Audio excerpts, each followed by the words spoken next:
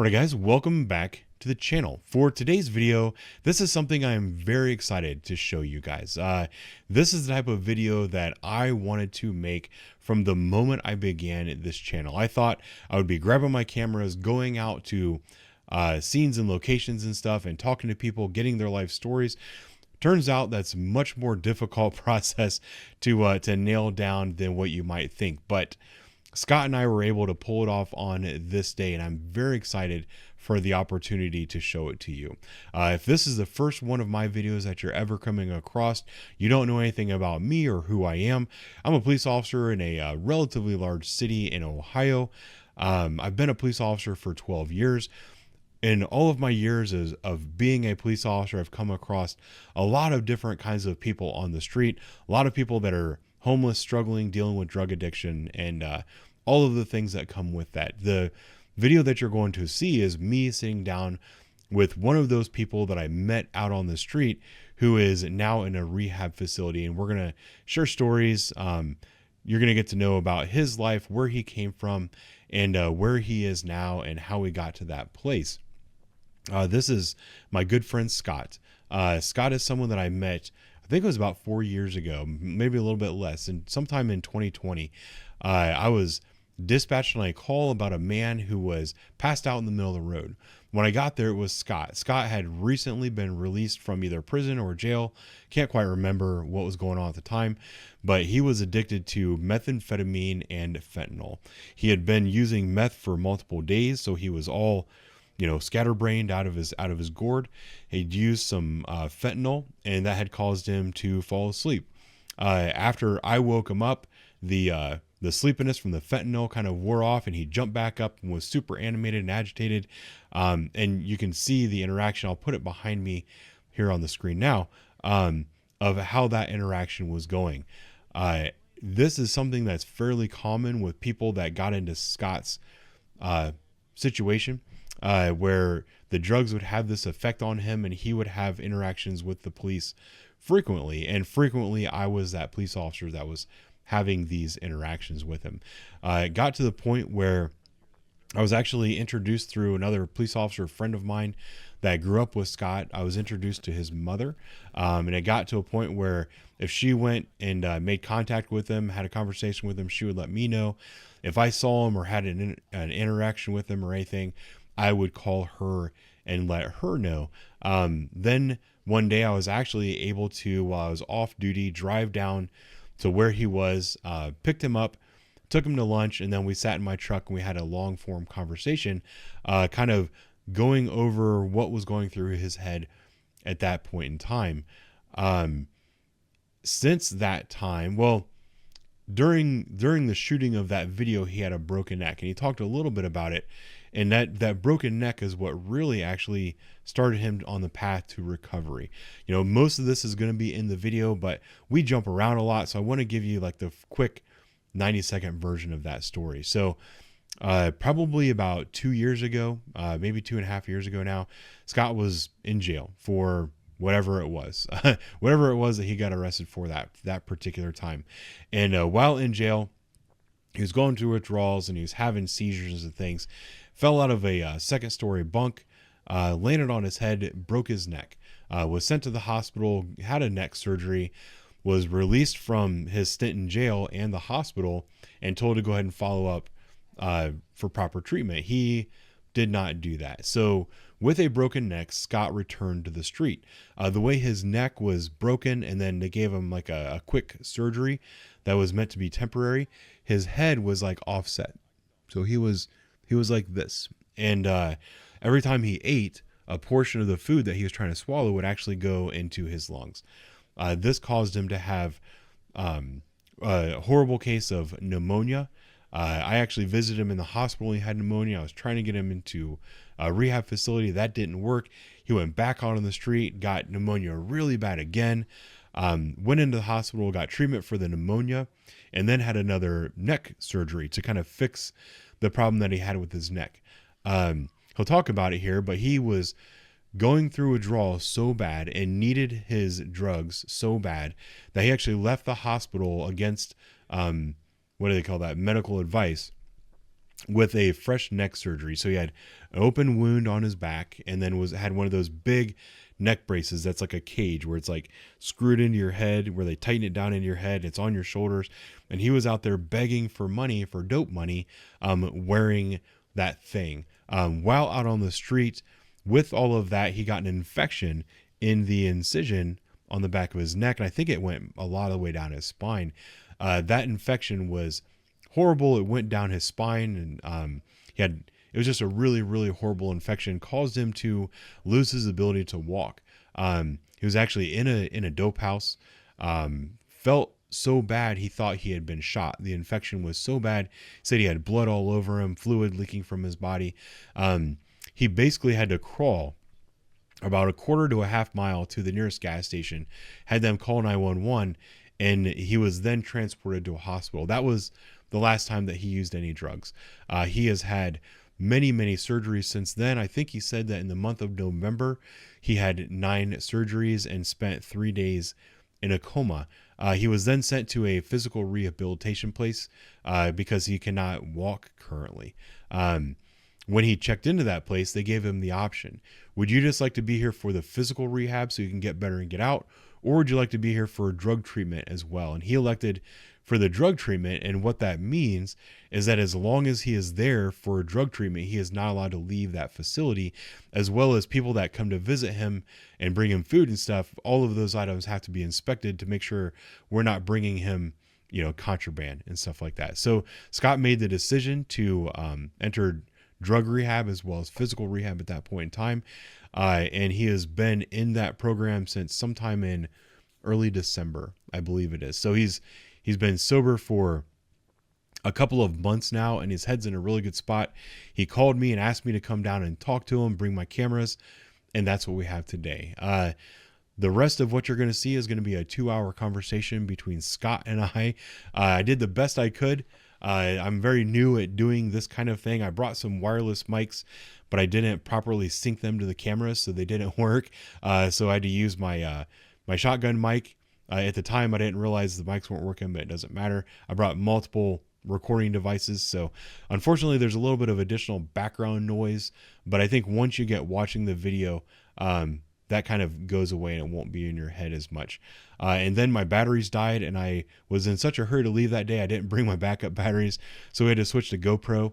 But I think the GoPro worked pretty well for the last 15 minutes or so of this video.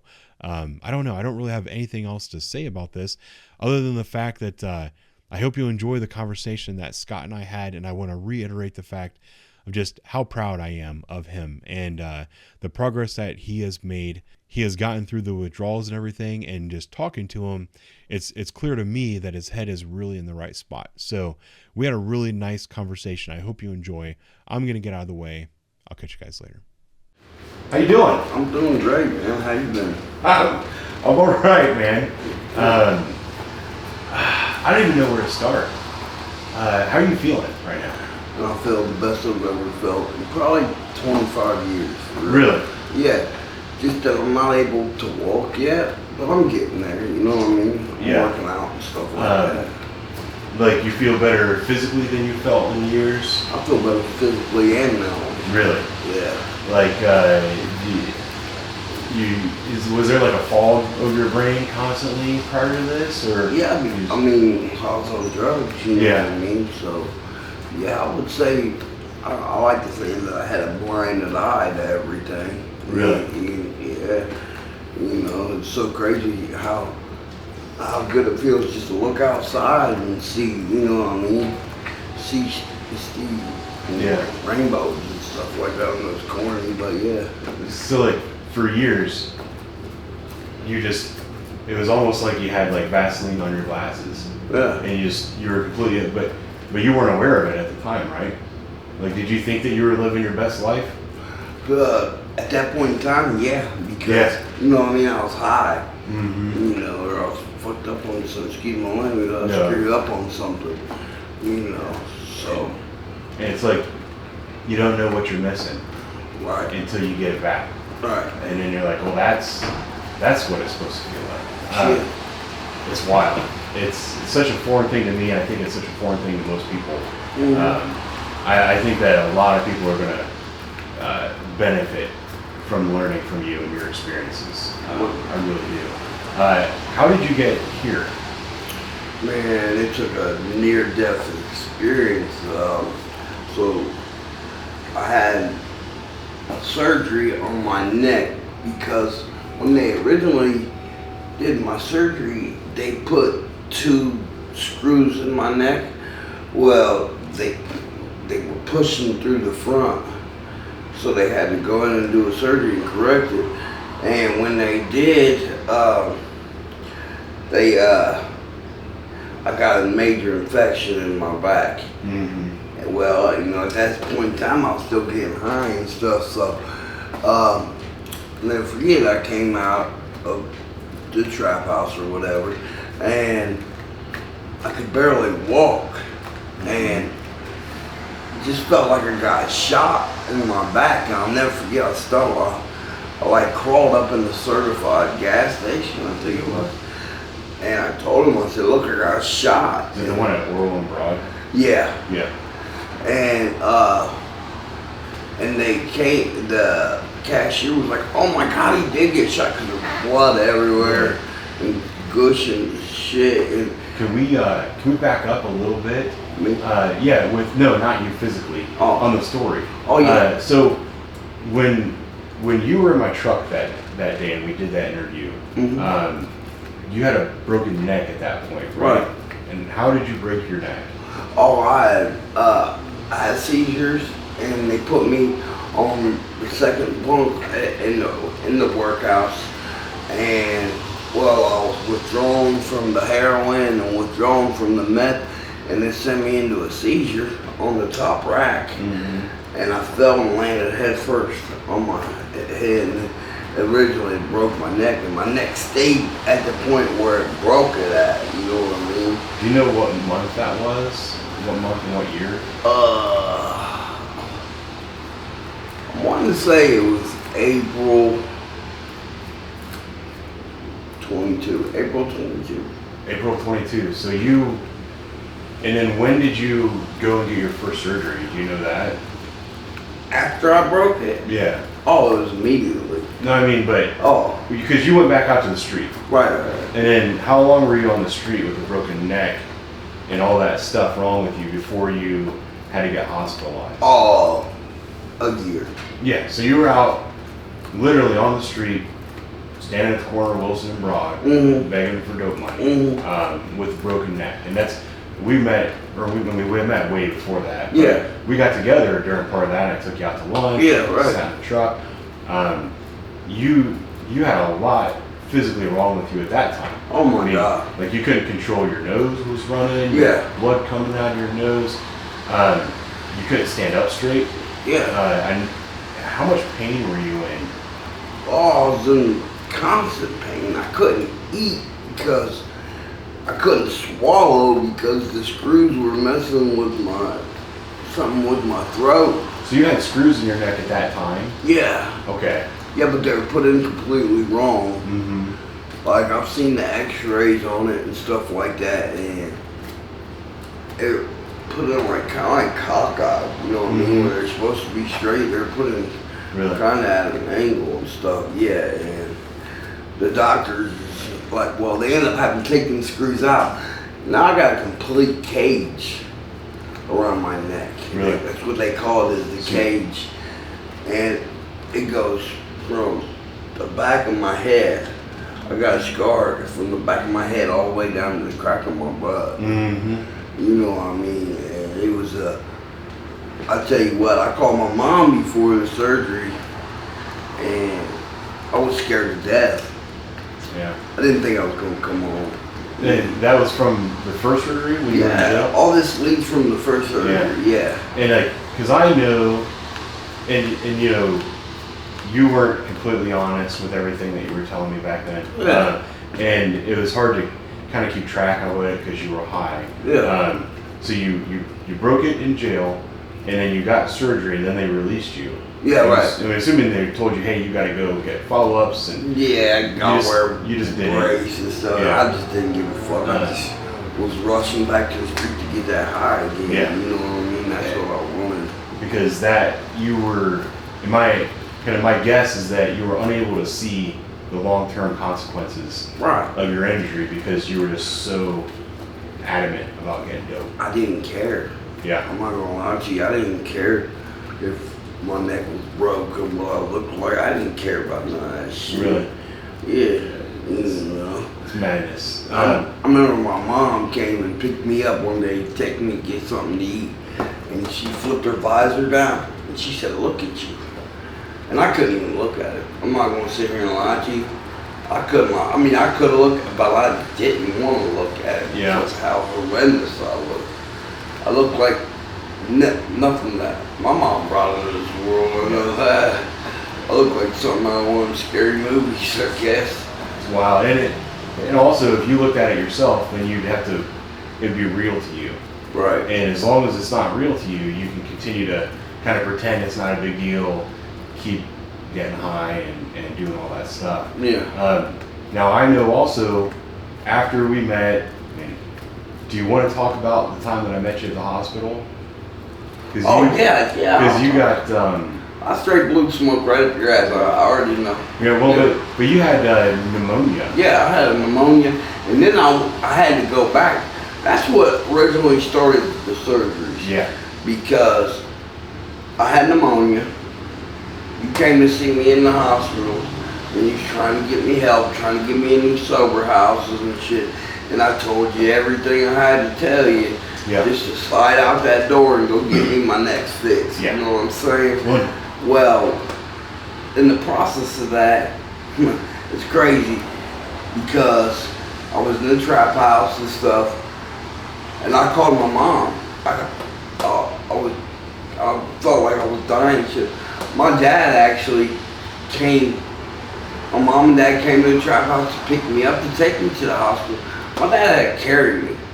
He threw me over his shoulder. I mean, it's crazy that I can say that, but he threw me over his shoulder and carried me into the hospital. Mm-hmm. You know what I mean? Wow. Because I couldn't walk. I was falling down and stuff like that. And come to find out, I had double pneumonia with these screws going through my neck, and they were poking into some box. I don't know, something. Yeah. That has to do with the bone. I'm imagining that because of the offset of your neck, when you were trying to eat, some of the food was going down into your lungs. Yeah, and that was one of the things that caused the pneumonia. Yeah, so you had very serious pneumonia. Yeah. This wasn't just like you got sick because I've had pneumonia before. Right. I get it like once a year because my body's screwed up. You know what I mean? And it sucks, but that's just mucus. You know, I can't imagine trying to eat and that going down. Let me tell you something. I had a doctor come to me, I think it was OSU. I'm pretty sure it was OSU. But he said, "Thank your lucky stars that you came here when you did." He said, "If you would have waited one more day, he said you would have been dead." You know what I mean? And then he said, "You got to go in for some major surgeries." Blah, blah, blah. He didn't tell me I was going to be in there for 3 days. Yeah. I was under an anesthetic for 3 days. And I came out, I got all these tubes running out of me, and I'm like, am I alive? You know what I mean? Because I didn't know if I was dying, you know what I mean? And shit, I made it, you know what I mean? And at that point in time, you know, I started making decisions. I never, you know, had a near-life experience or near-death experience or nothing like that, but that time there, I could show you a picture where I was dead laying in the house. Yeah. I don't think your mom ever sent me a picture of that. I got one. She sent me some occasionally. But one of the things I want to kind of dabble in on a little bit is the time that you were at doctors and I came to talk to you, because this is something that when people watch my videos and they see someone that's high, you know what I mean, and he gets transported to hospital, they always say in the comments, "Oh, I hope this is his wake-up call, and that I hope if he's in the hospital for a couple of days, that'll help get clean." And that was one of the things going through my head too. You know? And I don't know if you remember the conversation, but I was like, dude, you've already been in here for 5 days. Because your mom sent me a text and said that you were at doctor's room 310. I remember the room. And I was like, all right, if he's been there for 5 days, that's 5 days of withdrawals that you've already gotten done. You know, you're halfway there. I think 2 weeks and you're pretty much through it with most people. Is that fair? I mean, I guess it all depends on the person and how hard you're going and stuff like that. Yeah. But I'm not gonna say in front. I went through for probably 2 weeks in OSU, and that's on top of being on, you know, on narcotics. Yeah, in the hospital. But they put me on Suboxone right off the rip. You know what I mean? So that helped me out a lot. And but I would listen, Ben. I'm so sorry for. I got first off to apologize for you because when you came to see me in doctors, I know I'd been there 5 days, Ben, but I was itching, man. I just wanted to get right back out and get high. I understand, and I want the people watching to understand. You know what I mean? Because they'll always say things like, "Oh, they just need one person to give them a hand," or you know, like, "Oh, this is their opportunity to get clean," and you had already gone through 5 days of withdrawals, and that was my thing with you. I was like, "Look, it's 5 days. You're over the hump, right? You've already made it this far. Let's keep going." Trying to encourage you. I made phone calls for you. You know, I literally had a rehab bed lined up. You know, if you just would have stuck with the plan, they would have sent a car for you and gone. And you know, I think part of it too, and because the reason I'm even willing to kind of go here with you is because you already brought it up to me and you already said you wanted to apologize. Is that people don't realize the lies that the drugs tell people. You know, and like when you're talking to someone, when I'm talking to someone that was in your condition, and you're responding to me, I mean, I know you, I love you. I think the feeling is mutual. No doubt. We have a lot of respect for each other, and of course, I want to believe what you're saying, and I want to believe that you're genuine. But when you go through an experience like that, you realize that even me, with all my experience, listening to people lie to me and stuff, I was naive about it. And I think most people don't understand. Like, when I was telling you those things, what was going through your head? Getting high. Yeah. I'm sorry, that's all I wanted to do. I was going to tell you anything I could tell you just to get you the fuck out of my face so I could get out that door. Because as soon as you left, I left. Yeah. You know what I mean? Like, my mom told me that she was coming to see me, and I'm like, I'll at least listen to what he's got to say, but I ain't going to do nothing. Yeah. I ain't going to do nothing against him. Blase. Do you remember that who you spoke on the phone to? No. Because I gave you my phone. Oh, hold on. I do remember. The guy's name was Scott. Yeah. Okay. I didn't speak to Carrie Hay that time, I don't think. But I know I spoke to him and he was very, like, you could hear it in his voice, like, probably like you hear it in my voice now, you know what I mean? Like he was clean and he knew where I was coming from and stuff like that. But listen to me. This is the thing that I have a problem with, okay? And I don't want you to take this the wrong way, but it's the truth. I hate having someone who learned it by a book stand in front of me. Now, you're a different story. You learned it from a book, but also you see it every day. You know what I mean? But you got these fools that come in here and talk to me about just saying no. Until you walk in my tennis shoes, don't sit back and judge me. Yeah. Did you know that Scott, the guy you were on the phone with, used to be addicted to crack? No, I didn't know that. Yeah, he was crackhead. Yeah, and I could tell like he was, you know, like a used car salesman. Yeah. You know what I mean? Like he was trying to sell his pitch. It's hard. It's similar to the position that you're in right now too, because you now know what it feels like. It's like a religious experience. You know, like you're trying to, now you want to preach the gospel of being clean and sober. And that's the way Scott is. He's a freaking great guy, genuine good guy. And I go to see him, I don't know, once every couple of weeks, just to check in on him. I check on the people at the Hope Center, and he's always happy to see me. But I can tell you that recently, I can see he's starting to get really discouraged in what he's doing. It's starting to get to him because he's trying so hard to get people the help, and they just won't accept it. And this is something that I have kind of asked my viewers their opinion on, and I like to get public polls and also kind of compare what the public perception is to reality. And that was one thing that I talked about a while ago was can you force people to get clean? You know, like if you put them in jail for a year and then send them to rehab, and that's why I want you to tell them. Man, listen. You ain't gonna get clean unless you want to get clean. You gotta have that want inside.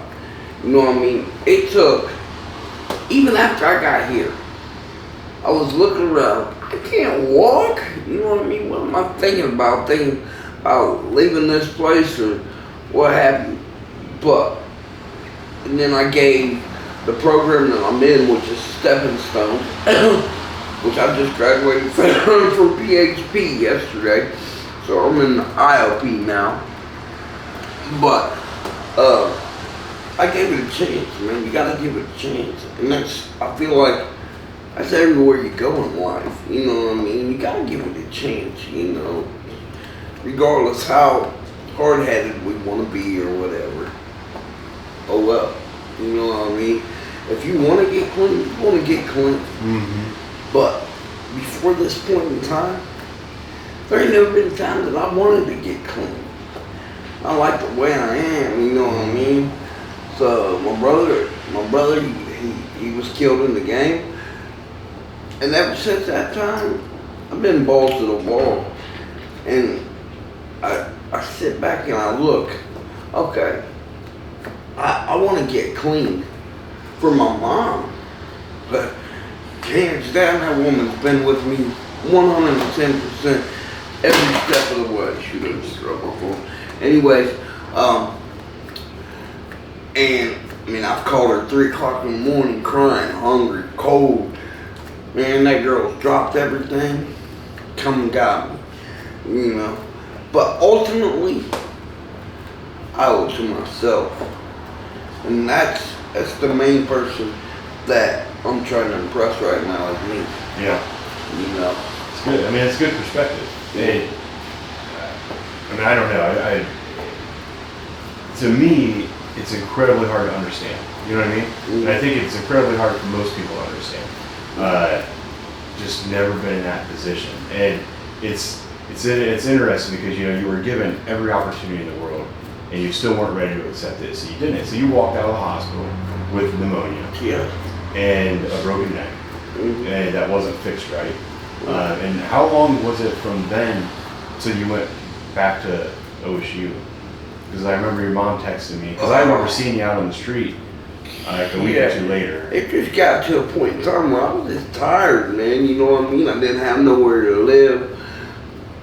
Hey, you know, I could go out and make the money, to hustle with money to get high, but I couldn't go out and hustle with money to get fed. You know what I mean? And I was just tired, man. I got on the bus one day. I said, you know what? I'm gonna go to OSU. Really? You took yourself there? Yeah. Yeah, the one time I did. And, I know you were there for a short time, and you had a surgery. Yeah. And then you walked out again. Walked out again, AMA again, and you know, every day I call my mom because I miss my mom. Because you had a surgery. Yeah. And you had a neck surgery. Mm-hmm. And because I think I saw you one day, and I didn't get a chance to stop. Did you have a brace or something? Yeah, huge. Yeah, I saw you. Over there. And so you had open wounds on your neck. Yeah. And you're out on the street begging for dope money. Yeah. With a brace. I mean, it was one of those ones that was around your neck, huge, it was on your shoulders, and you looked like a robot out there. Yeah. I remember I seen you, and I'll never forget, like, you drove by me, and I seen the look on your face like you just wanted to stop and just punch me in my face or something, I don't know. But it was just the way drug addicts, you know what I mean, they know how to blow smoke up a person's ass. They know how to tell you everything that you want to hear to get you out of my face so I can go get high. I'm sorry. Well, and when I saw you out of the hospital in that condition, I drove by you at least once, and there's part of me that wanted to stop, and there's part of me that's like, no, don't stop, because I don't blame you. Well, there was part of me that was like, I don't want you to believe that you're fooling me, right. And I didn't want to give you that positive affirmation because I'm not a mean person. No. I'm not going to show up and just start berating you. Oh, you know what I mean? Yeah, but you're not mean, and you're definitely not stupid. Yeah. You know what I mean? You definitely can read through all the bullshit. I've been out there long. Exactly. You know what I mean? And when you're getting high and shit, I wasn't giving you the benefit of the doubt. I'm not going to sit here and lie. Like I said, you was a police officer. I just needed to get you the fuck away from me so I could go get high. Yeah. You know what I mean? I definitely couldn't have you take me to the trap house. Hey, I might have you drop me off the street over from the trap house, but you can't take me up in there because there's going to be a problem with me. You know what I mean? But ultimately, listen, I respect you 110% just for taking the time, man. Yeah. Because you don't know, I've been arrested 1,000,001 times. You don't know how many times a cop didn't even give me the benefit of the doubt. Yeah. You know what I mean? Unfortunately, I've been in and out of the workhouse 3/4 of my life. It seems like I was born there. But all the sheriffs know me. Yeah.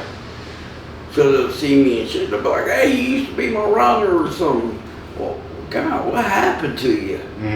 You know what I mean? Listen, I'm strung the fuck out. Yeah. You're going to take me to jail. Let's go with it. Yeah.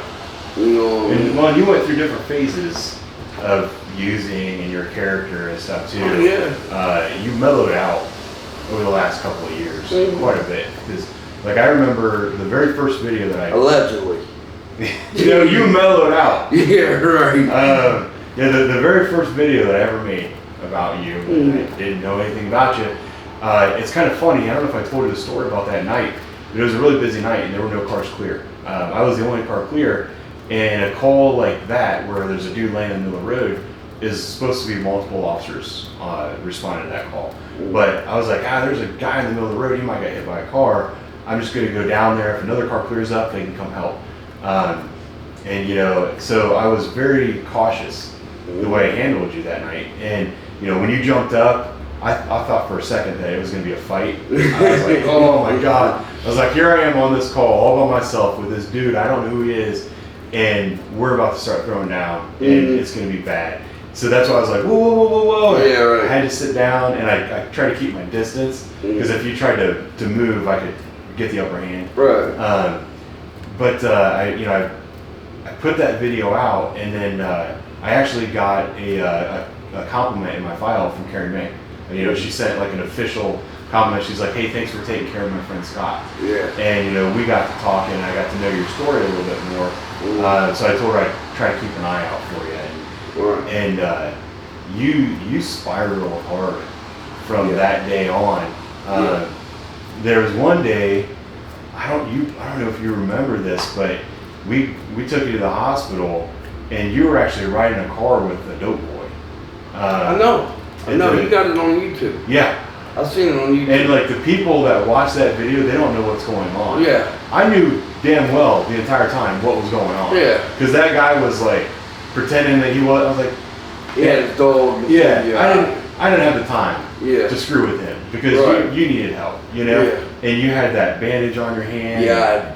It was nasty. Yeah.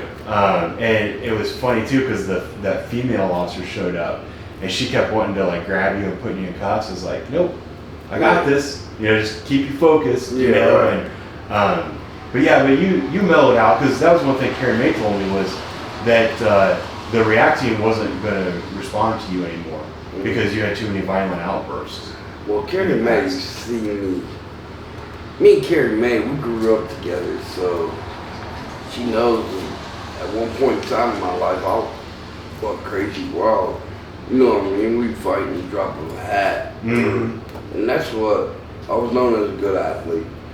And I was known as someone that didn't take no shit. You know what I mean? Is that something I'm proud of? No. Yeah. You know what I mean? Is it something I'm proud of that I'm a drug addict? No. You know what I mean? People, I could see 100 people today that I grew up with and that I'd seen after I gotten out of prison and stuff like that. And I would say 99 of them would just be like, oh, well, he's a fucking druggie. Yeah. You know what I mean? It would be like, hey, you know, take your time like you or whatever. None took. I got so much respect for you for just, you know, like you said, you know, helping me out every time that you would see me and I was twacked out or I'm flopping around or whatever, like a fish out of water. You know, it was you that came and been like, come on, let me take you to the hospital. Yeah. You know, you need some help and shit. So, and I knew ultimately what you was trying to do. You was trying to get me cleaned up, or you was trying to get me into one of them sober houses, or what have you. You know what I mean? But I didn't want that at that time. Yeah, it's hard, but like I kind of look at people on the street. Honestly, it might sound like a harsh analogy, but if you've ever been around a dog that is kicked all the time, you know, they just cower, and they expect everything to be horrible, and they have absolutely no positive outlook. You know, if you give that dog a treat, it's going to be the most friendly, best dog that you've ever had in your life because everyone else has treated them so poorly. I don't think that when you're down in the gutter and you're going through all that, me treating you harshly is going to fix the problem. Yeah. You know what I mean? Yeah. Like, and that's my outlook on being a cop is every situation in there, I want to make it better. Now, there's other people that are being shitheads or whatever. They get to see the other side of me. You know what I mean? Right, because me being nice to them is only going to have them completely take advantage of the situation. You know, but yeah, that's, I don't know, I have a knack for doing that kind of stuff, and you know, we ran into it so often that I got used to it. But I wanted to get back on track with, so you had the neck brace and the surgery, and you were back on the street, and how long were you doing that before it was over? Oh, I didn't make it out there long. Like a week or two? Yeah, because I popped loose of the neck brace, and yeah, it was maybe like 2 weeks. Yeah. And that's when I started feeling craziness. And it was an infection that was like along your spine? All the way down my spine. They had to cut me. Then they're all the way, you know, to the crack to get it all out. Wow. Shit, I'm gonna be on antibiotics for the rest of my life. Really? Yeah, because they're worried about the hardware that they put in there. They're worried about the infection creeping around the hardware. I mean, you are lucky to be alive. Oh, no doubt. I mean, and you've seen it on the street too. There's a video I'm going to put out on YouTube next week. Some dude was shooting up in his arm right here and he got an infection and it rotted through his entire arm. And his arm is dangling. He's going to lose it and he refused to go to the hospital.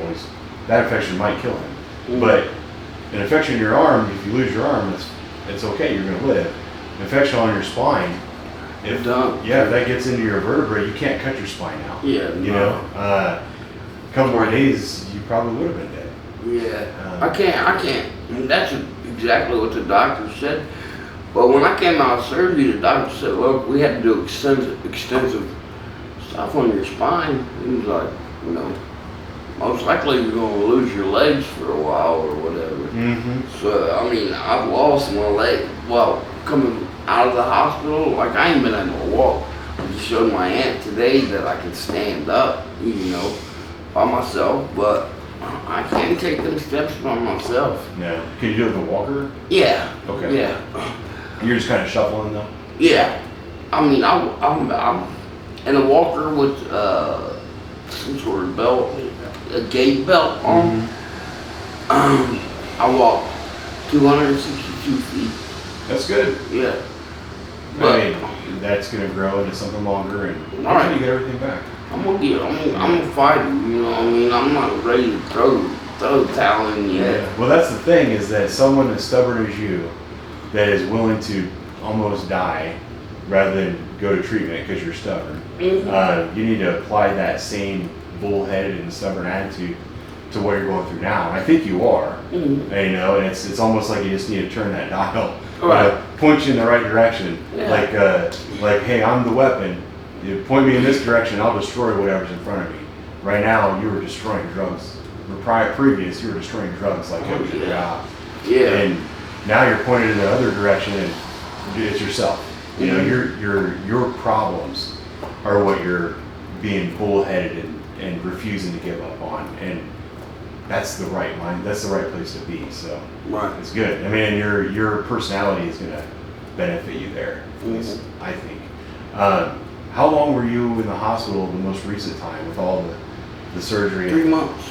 3 months. 3 months. Yep. And you had to withdraw there. Yeah. What Miserable. What does withdrawal feel like to you? Oh my God, that is the most miserable thing. Listen, I feel for the people that are out there strung out, because at some point in time you're gonna have to withdraw, whether it's going to jail, whether it's going to hospitals like me, or whether it's just going home. You know what I mean? So just bite the bullet. But in the same aspect, it is the worst anybody can go through. You know what I mean? You got the cramps. I'm an A1 bitch, so excuse my language, but it's true. You know, shit's the whole everything. You know, it's just something that I don't wish upon the next person at all. I've heard people say that it feels like your skin is on fire across your whole body. Well, yeah, Does that happen to you? That's or when is- you're withdrawing from meth, but yeah. But the heroin, which I was withdrawing from both of them. When I went in the hospital, they said that they had me urine in a cup, and I pissed dirty for everything. And I was so worried that they were going to tell my mom. Because, you know, I mean, ultimately, I respect my mom, and I love my mom more than anything. But I feel like I disrespected her when, you know, they come to her and say, hey, your son pissed dirty for everything. Mm-hmm. You know what I mean? So, but my mom definitely based me out about it, you know what I mean? She don't care. And I just had to be honest with her, you know, and that's the first step to, you know, getting clean. Is coming clean with yourself and others and God, you know, whole 9 yards. I'm not no holy roller by no means. Don't take it the wrong way. But I definitely got a relationship with the man upstairs, you know what I mean? I believe, you know. Hey, listen, I was, when I say I was near death, okay, I've overdosed and I've died there, you know what I mean? But I've never seen angels. And I've seen my grandma, my brother. So, you know what I mean? I definitely was real close to dying. Yeah.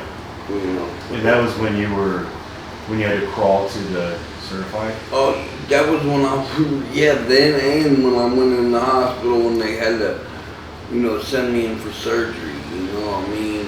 Oh yeah, because I mean it's serious. You can, even though they do these surgeries every day, you can still die. Yeah, heck yeah, you can, you know? So. Was the time when you had to crawl to the certified, was that the last time? Did I use? Was that the most recent? Yeah, so the last time I've used or anything. Were you at the dope house when you started feeling bad? Mm-hmm. I don't want to ask you what dope house it was, but I think I know. Yeah. It's close to there. Yeah. Yeah, I know the house. Yeah. And nobody in there gave a shit? No, they didn't give a fuck. Yeah. They wouldn't even let me use the phone call my mom. Knowing damn well if I was in better shape at the time, I'll Bust them. Yeah. Yeah, that's one of the things that I've dealt with as a police officer many times too, is bodies in the alley. You know, because they'll just let you lay there and die. Oh yeah. And then they'll drag your body outside rather than get you help. Right. And so you had an infection that was in your neck and in your spine so bad that you couldn't walk. Right. And you crawled a quarter of a mile. Yeah. I would walk a few steps and then I'd fall down. And I'd walk a few steps and fall down. Mm-hmm. And it was like, was it third shift? Was it nighttime? Yeah. And the people, I don't even know the people that work there anymore, if that's certified. They're all different people, but they just called a squad. Were the police there? Yeah, they can. Because like I said, I thought I got shot. Oh yeah. And You know what day that was? no. I might find it. Yeah. If I can find it, I'll show you the video. Yeah. Yeah. So then, and everybody thought you got shot because you had blood pouring out of your wounds. Yeah. Wow. And then you went, and that was it. You were in the hospital for 3 months. Slowly worked your way to your good enough health to come here. Mm-hmm. What's this place? Is this just physical? This is it's a rehab facility. You know what I mean? But so when I came in here, they're like, "Hey, you want the option of joining the Stepping Stones, or do you want to be able to leave this place?" And I said, "Look, I don't want to leave. I want Stepping Stones or whatever." And so they're like, "All right, so." They assessed me and stuff like that, and they said, you know, your insurance will cover the Stepping Stones or what have you.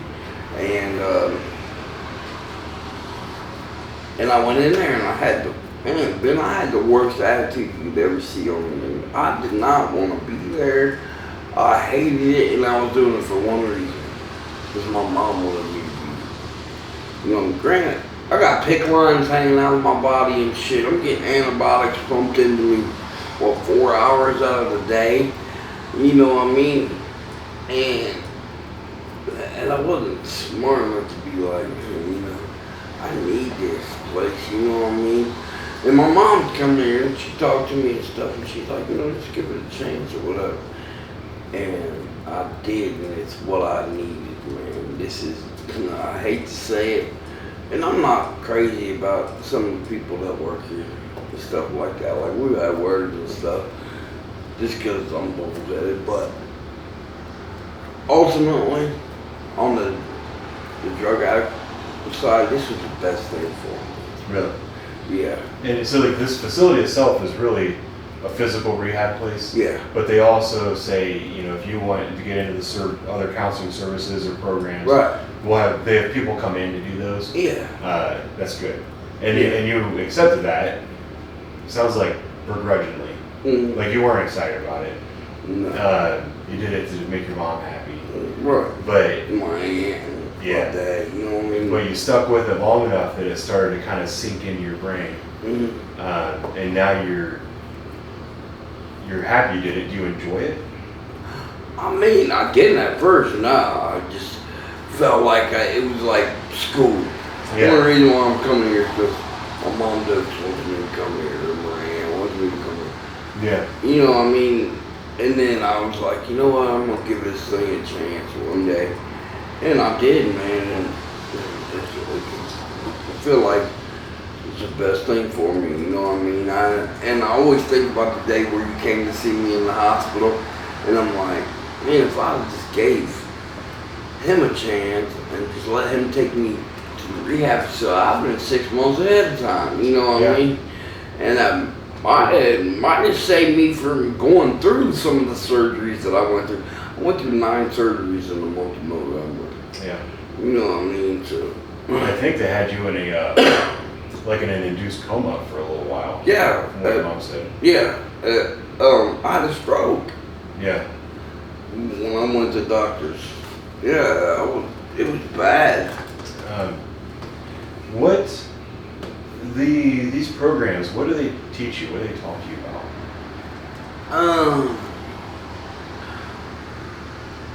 Okay, like, they teach you the steps on becoming clean, and, you know, they teach you,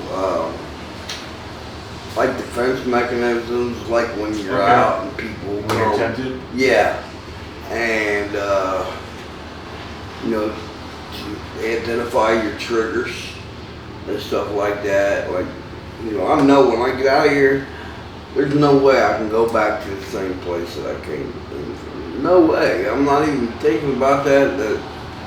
I need to go out in some country place where there's nothing around but me and a cow or something like that, where I'll just eat him for the rest of my life. But and that's what, honestly, I can't go around them old foes. I can't go around them the people who, you know. I can't blame. Listen, I'm not blaming my addiction on nobody else but me. Yeah. So don't take it the wrong way. Like I cannot sit here and say, you know, it's his fault. You know, because ultimately it was my fault. I'm the one that walked my happy ass into that trap house. I'm the one that, you know, walked up to dude and, hey, let me get a 20 or whatever. Mm-hmm. That ain't nobody ever forced me to do nothing. Yeah. You know what I'm saying? You know, one other thing that is interesting that you kind of reminded me of is, you know, sure, it's you that got you into it, and while you're in it, you're always looking for other people to help get you out of it. Like, not just you, but most drug guys are. And it was funny because I think you said it to me in the truck, and I've had other people say it to me before too. Like, you know, they see a cop and they want to tell them where all the dope houses are, because they think if the cops shut down all the dope houses, they won't be able to get dope. Right. And that's not going to get you clean. Yeah. Because what you're doing is you're relying on somebody else to solve your problem. Exactly. And you have to be the one to solve your problem.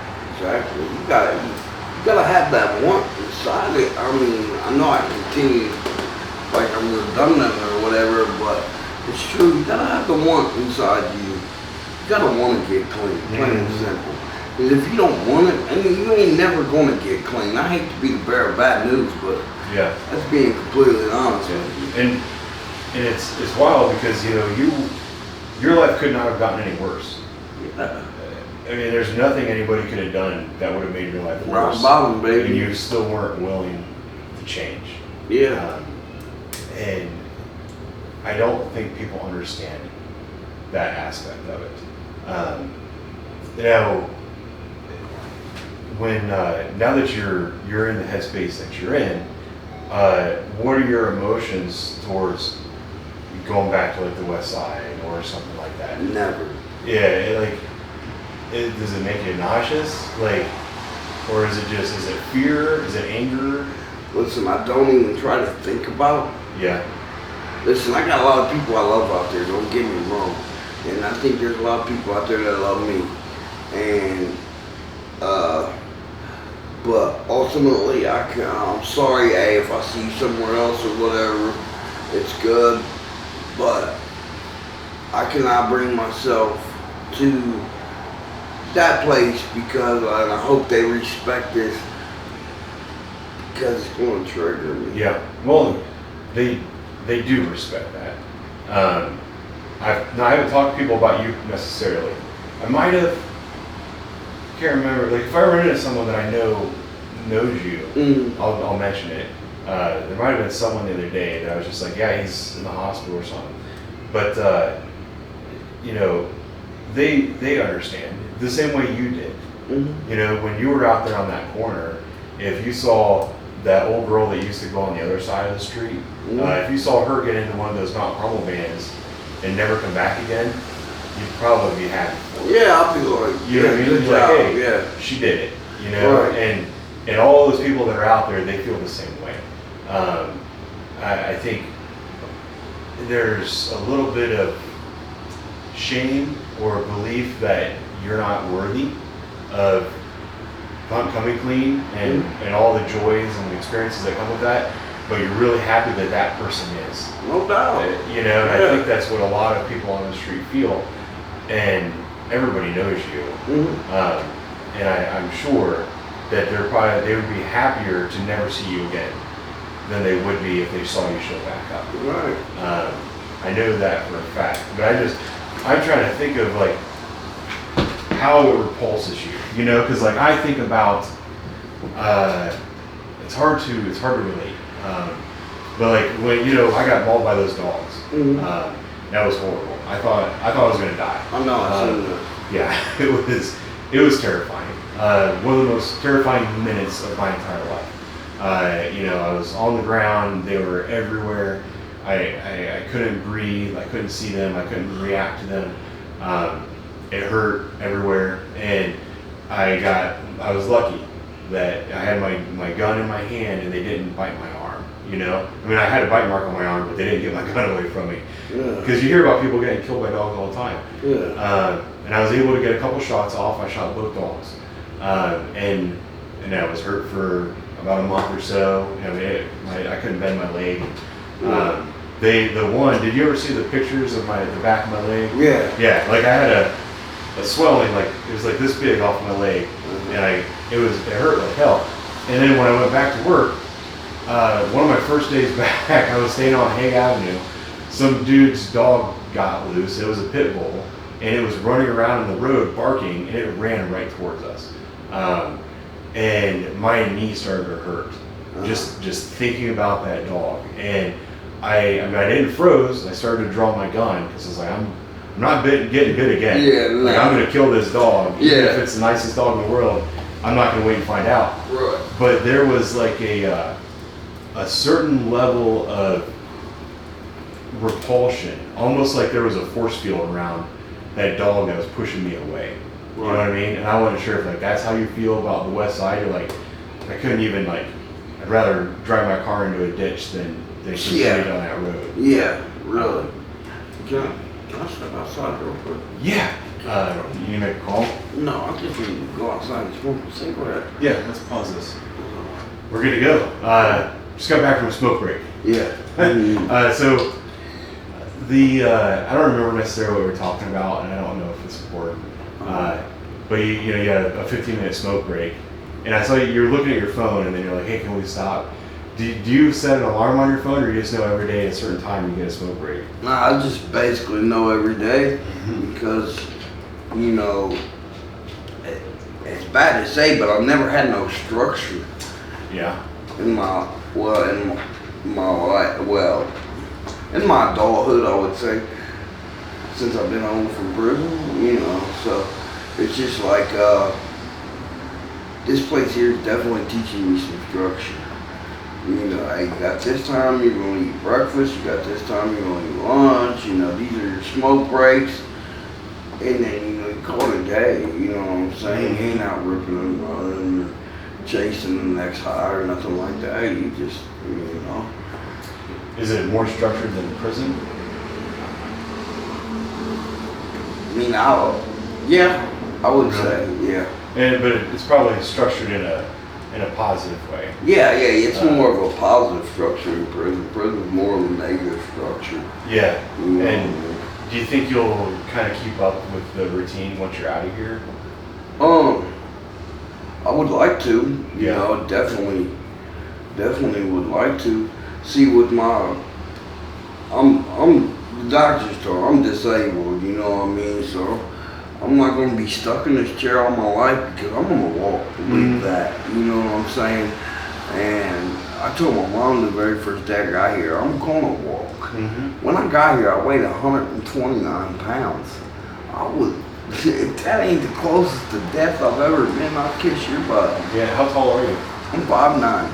5'9", 120 some pounds. Yeah. Like I'm 5'9". Yeah. And when I was in the Army in basic training, I basically starved myself to lose weight. And I got down to 165 pounds. Oh, wow. And I was like, I thought I was skin and bone. But you were down 30 pounds lighter than I ever was. Yeah. And I'm used to being your size. Yeah. My normal weight is like between 220 and 240.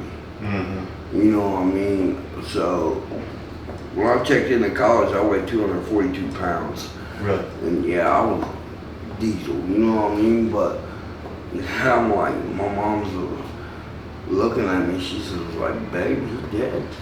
Yeah. You know what I mean? Look at you, my sister come up here to visit me and she's like, what the hell, And it's just like, sorry, but that's what my life is taking me to. Yeah. So you actually did start college? Yeah. Where'd you go to college? I went to Urbana. Okay. Yeah, I had a full-ride scholarship. Everything was paid for. And my girlfriend was pregnant at the time. And I couldn't do it, you know what I mean? Because I'd been such a cheater and a liar. And I forget the word, but you know, karma was, I just felt like karma was going to get me, you know what I mean? I turned right around as soon as my mom left, you know what I mean? As soon as she left, I called my dad and I'm like, you got to come get me. You know, and he's like, all right, I'm on my way. So you were like enrolled and you had a scholarship, Yeah. and you just never went? No. What was your scholarship for? Football. You were going to play football? Yeah. What position did you play? I played linebacker and fullback. Really? Yeah. Were you going to play both ways? No, they recruited me for fullback. Really? But I'm more of a defensive, you know what I mean? I think, well, linebacker is more fun than fullback. Yeah. Fullback doesn't really get any glory. No, but I just like it because I was just basically like an offensive lineman in the backfield. You know what I mean? And I could score touchdowns, you know what I mean? I had like 13 touchdowns my senior year. Or something, but they were all from like 1 yard out. You know what I mean? I never had that breakaway speed, but I was just stronger than hell. I mean, I was squatting like 500 pounds, deadlifting 500-600 pounds. I was the first kid at our school to make it into the 1,000-pound club. Really? Yeah. For the 3 lifts or for 2? Yeah, I had squat, deadlift, and bench. Okay. 1,000 pounds for that. So what was your lifts in high school? Oh, I was bench pressing almost 400 pounds, and my deadlift I was like 500, and my squat I was like 500. Yeah. Oh yeah, I worked out with my uncle. My uncle had me working out in junior high school. Really? I could bench press almost 300 pounds in 8th grade. And do you think you would have? You know, that's another interesting thing that people are always saying. You know, we need to get kids involved in sports to keep them out of trouble and all that.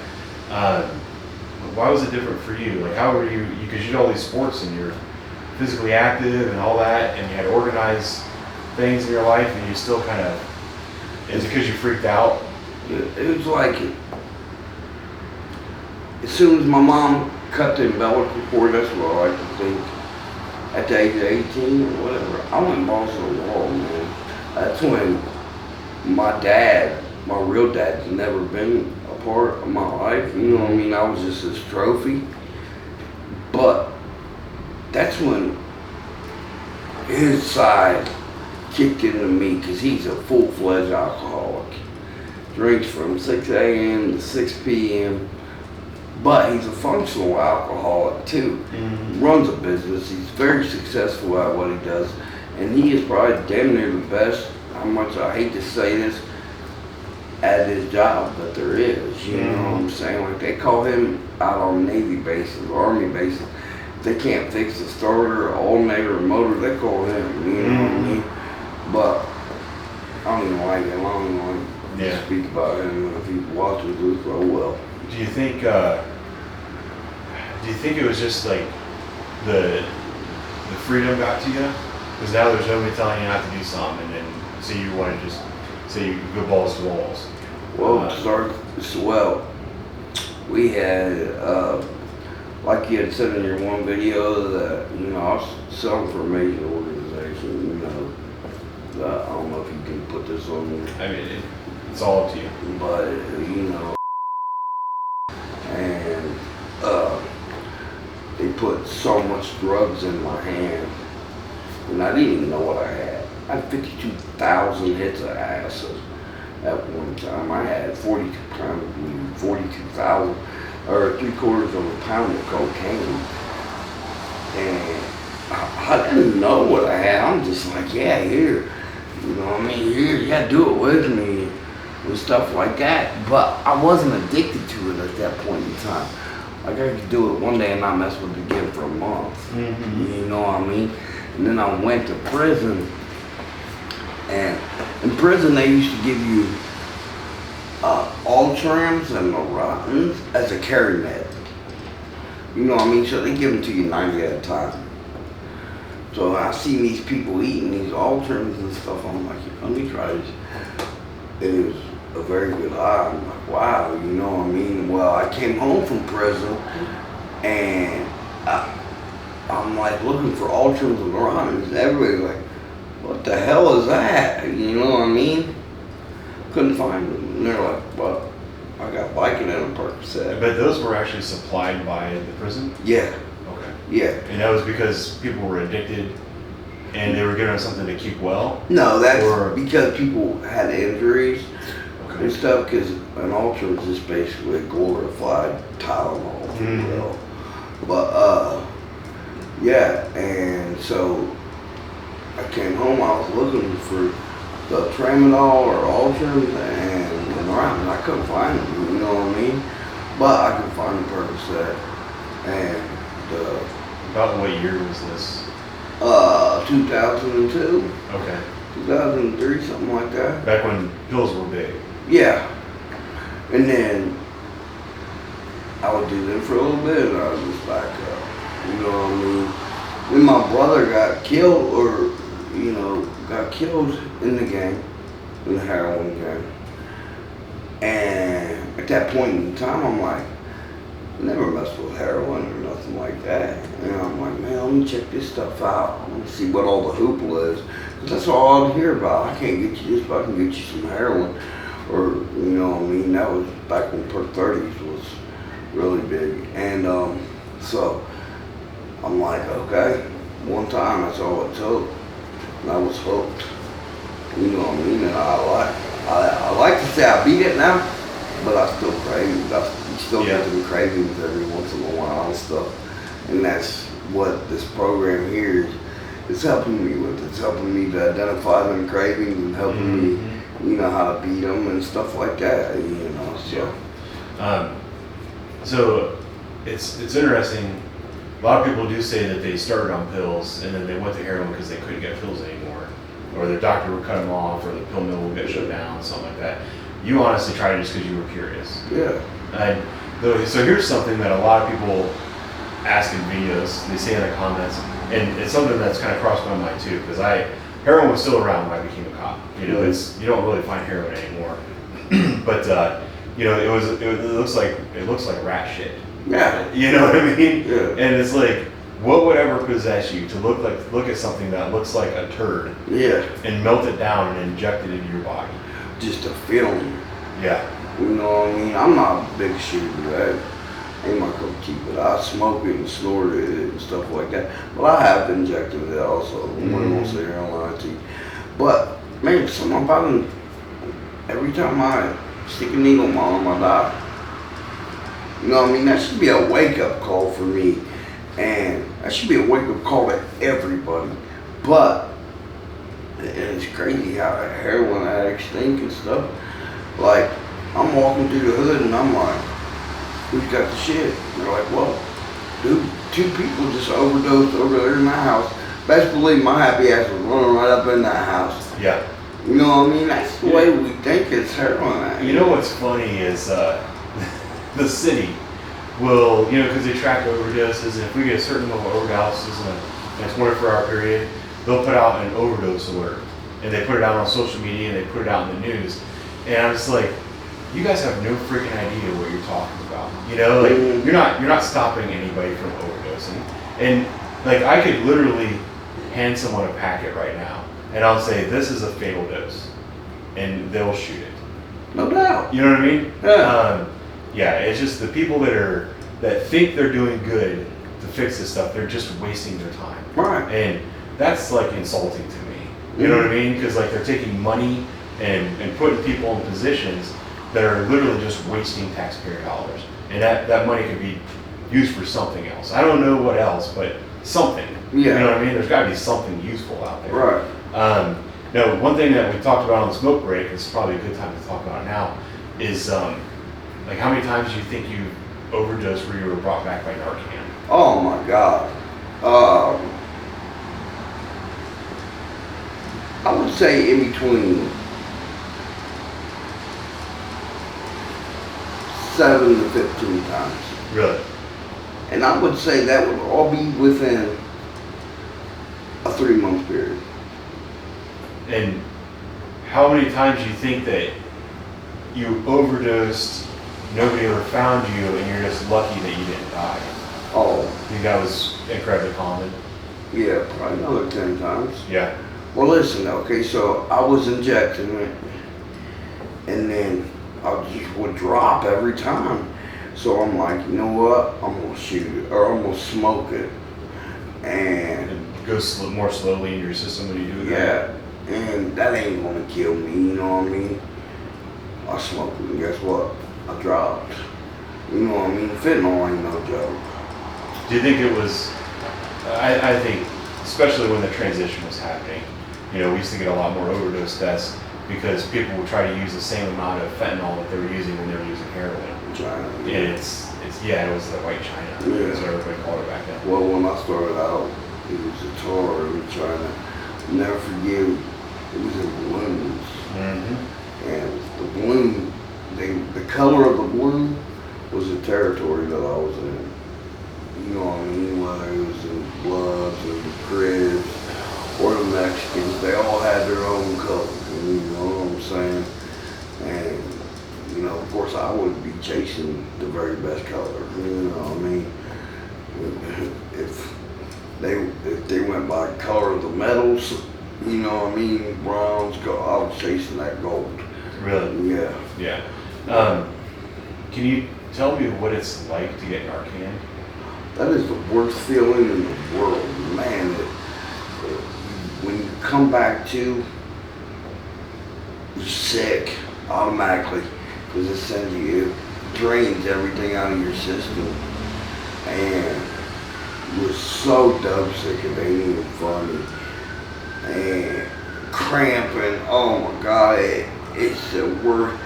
It's the worst withdrawal that a person will ever. So it just sends you to like instant withdrawal. Yeah. I mean, I've seen a lot of people start vomiting. Yeah. After they get Narcan. Right. What's the wake up like?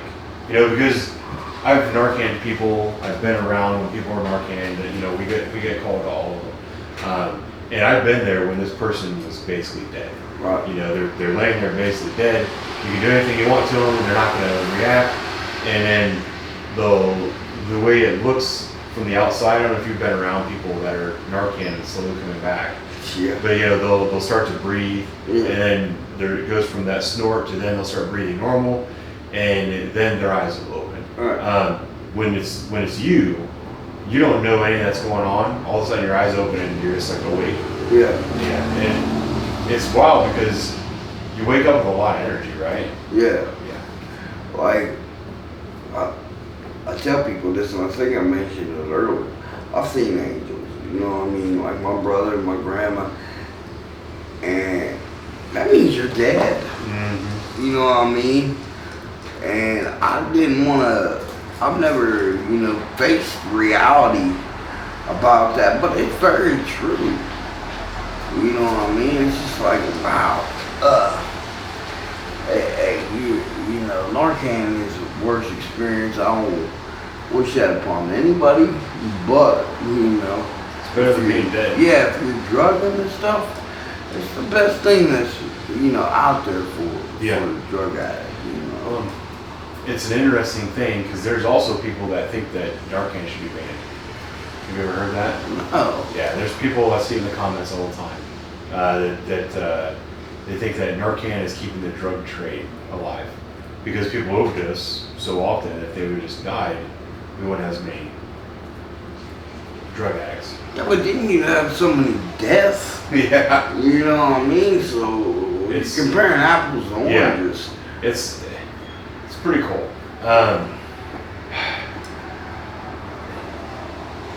You know, it kind of takes me to another topic of like, how many people do you know that have gone through rehab and gotten clean and stayed that way? Oh man. Yeah. You know what I mean? But listen, even when I was doping and out there drugging, and I would see someone that got clean and stuff, I'd commend them. Yeah. Because it takes a strong individual to be like, listen, you can have this shit, I'm going to get clean. Mm-hmm. You know what I mean? With all the, you know, withdrawal and all, you know, all bullshit, you know what I mean? I've seen a lot of people start treatment and not complete it, or go and then relapse and end up right back on the street. Right. And it's kind of like what we were talking about before, where the people that do make it, you basically just don't find out. You just never see them again. And there's people out there that I'm always curious. I'm like, did that guy die?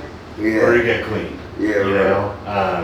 And like I did have a funny story from years ago where we got a call. It was the dead of winter. You know how it was like super cold the other day.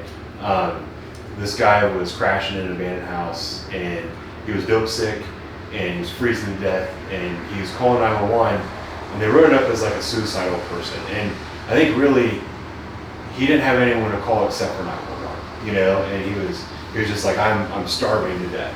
He's like, I'm freaking starving, and I just want to die, and you know, I don't know what to do. So my sergeant got on the air, told the dispatcher, hey, tell the guy that we'll buy him a sandwich if he comes out of the house, and we'll take him to the hospital. So he agreed to it. My sergeant gave me like $3. Said, go buy him a bag of pretzels or something and take him to the hospital. And we ended up, I was in the wagon that night, and the Burger King on Broad Street was still open. Mm-hmm. So we were going up to Doctor's West. We stopped at the Burger King. I got him a double Whopper with cheese combo and a Coke, and opened up the back of the wagon. I sat back there with him while he ate, and then we took him to Doctor's. And I hadn't seen him, you know, for a period of time. Then one of my buddies pulls over a car, passenger gets out of the car, takes off running. We catch him. It was that guy. And he was holding dope because the dope boy was driving. Oh, wow. So traffic stop, you know how that goes. Yeah. The dude's like, run. Yeah. So he ran. I remember handcuffing him and sitting on the sidewalk, standing over him. I'm like, fuck you. You know, like you're disrespecting me at that point in time. And he was apologizing, and you know, it is what it is. But then fast forward 6, 8, 9 months, I can't remember how long it was. I was at the Speedway down at Brown and Harrisburg Pike, and I saw that same guy at the Speedway, and he was leaning over the counter talking to the clerk. And I hadn't seen him forever. You know how I am with people. I went up and I slapped my hand on his back and I grabbed him. And I go, hey, is this guy bothering you? And just to kind of screw him a little bit. He turned around and saw me. He's like, dude, he's like, oh my God. He gives me like a big hug. He went and got himself clean and was working for UPS. Oh, wow. And he's like, yeah. He's like, dude, he's like, I'm clean, working for UPS. He's like, I come in here every morning, get my coffee on the way to work. Oh, yeah. You know, and it was like, it was awesome. I wish I should have got his phone number or something, you know, but I've never seen him again since then. But it's just rare. It just, you know, there's some people that come into your life and you ultimately think about them on occasion, you know what I mean? I wonder if he's alive, or I wonder if he's dead. I do it all the time. Yeah. Thinking about some of the homeless people that were out there with me, and now it's cold. And listen, my mom brought a perfect thing the other day. She said, think about where you was a year ago. Think about how cold you was. Yeah. Think about how skinny you was. Think about how close to dying you was. Now look at you. You know what I mean? You eating Oreos every day, you're getting fat, you're eating Fruity Pebbles, you know what I mean? The whole 9 yards. But, you know, it's very true, you know what I mean? I can't even fathom the thought of my aunt or my mom losing me. You know, due to the game. I can understand, you know, that I was killed in a car accident or whatever, but I just feel like when I'm into my addiction, I feel like I'm at the very lowest point in my life. I'm eating out there in the alley with the rats, and you know what I mean, eating out of garbage cans and stuff. Who does that? Yeah. Who wants to live like that? I definitely ain't for me. You know what I mean? Like, listen, my mom had struggles and stuff when we were kids, but my mama did not raise that. Mm-hmm. You know what I mean? She definitely did not raise that individual. And, you know, my aunt and my uncle, they were always in my life. And they wouldn't have that stuff in their house. They didn't want that for me, you know what I mean? Like, I sit back and think about it, you know. Sometimes I just call her to thank her, or thank my aunt for just standing with me, you know what I'm saying? Because I put them through it, you know. Yeah. It's like 10 years I went without talking to my aunt, or 5 years or whatever.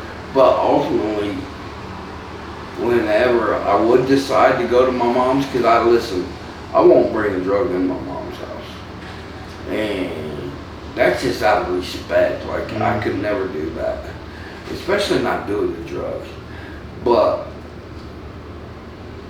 when it's time for me to get cleaner, they're right there with me. Yeah. You know what I mean? So, you know.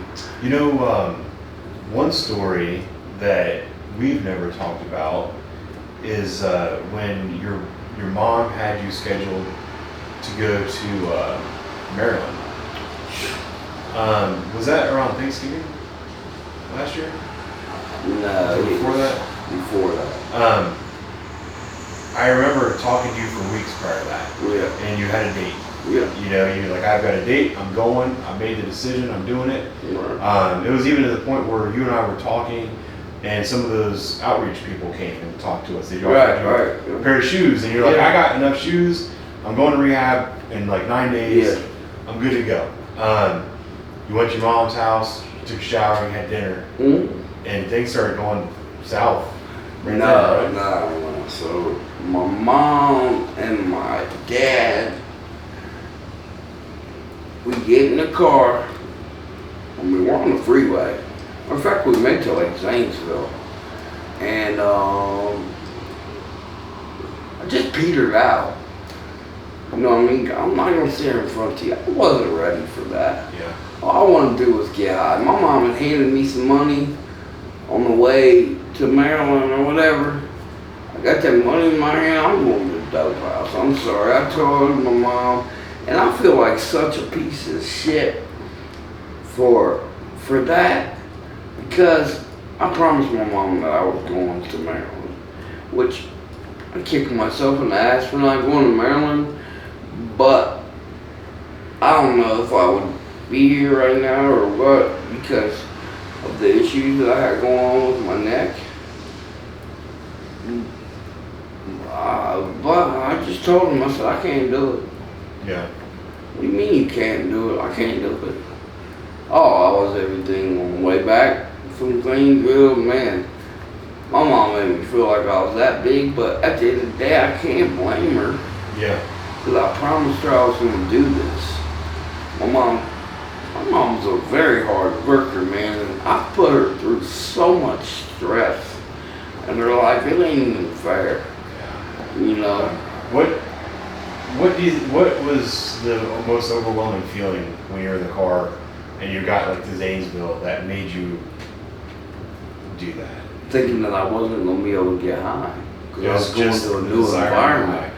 Yeah, and I thought I was going to die from the withdrawal. Yeah. You know what I mean? Because you hear all these horror stories and stuff. Like, you can die from withdrawal and shit, which I think is bullshit. I think so. You know what I mean? I really maybe in extreme cases. Right. I know that people will die from alcohol withdrawal. Right. And Xanaxes. Yeah. But I don't know about opiate withdrawal. I think it's bullshit. Yeah. For real.